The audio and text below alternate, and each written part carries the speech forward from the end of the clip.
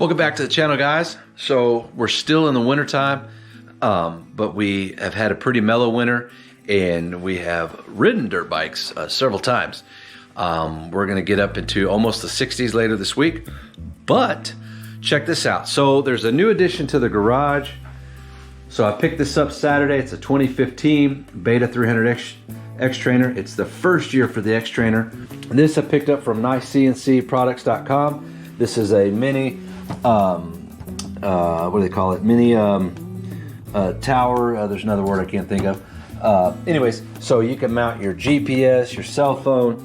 It also has these cutouts here. I'm gonna move my ignition switch here. It's got some other stuff here, these are punch outs that you could put different things in there, lights, USB-C or 12 volt power outlet for charger. It's got the brackets. It's going to be mounted. Those brackets will mount here and there, and then it'll stand up right here, kind of like on the T7. Same concept. Now it's a clear glass. That is just a film to protect both sides of it, so that'll come off. So we're going to install that.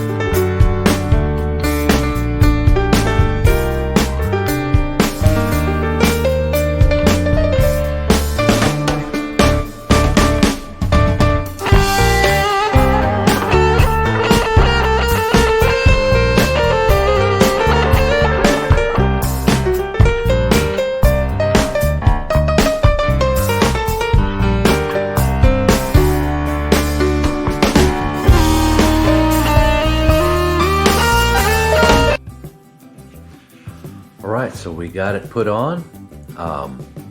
So this whole plate here and this plate here is adjustable up and down. You have a couple different cutouts here. I'm going to put my key ignition in one of them, whichever one it'll fit. And you got some other options down here. And then in front you have the small mini windshield, which you can loosen those up. That'll go in and you can tighten that. But that's probably a good spot right there. It wasn't hard to put on. It was pretty easy. Once we get some other gadgets put on here, GPS, whatever else, then that'll be, that'll look a lot more normal and cool. Just went on here with a couple of bolts there and there. Pretty easy to put on. I definitely was pleased, but these instructions are, they really could just add a couple more steps to keep it a little easier to pay attention to, how to do it. But okay, so I finally got the ignition key put in on a little mini rally tower here.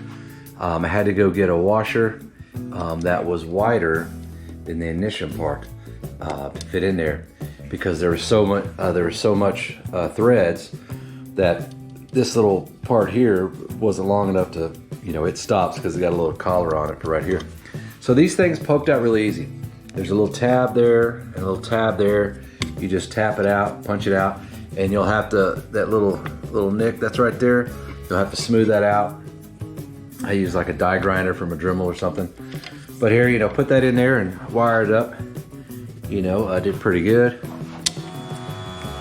Everything comes on.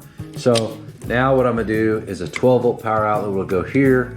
A couple of buttons or switches here for something else.